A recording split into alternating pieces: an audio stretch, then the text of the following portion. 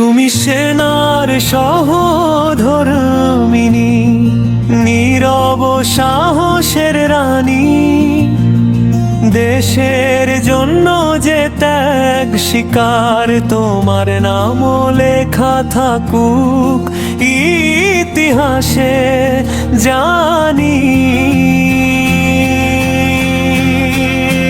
বাচ্চার প্রশ্ন, বাবা কবে আসবে উত্তর খুঁজো চোখের ভেতর।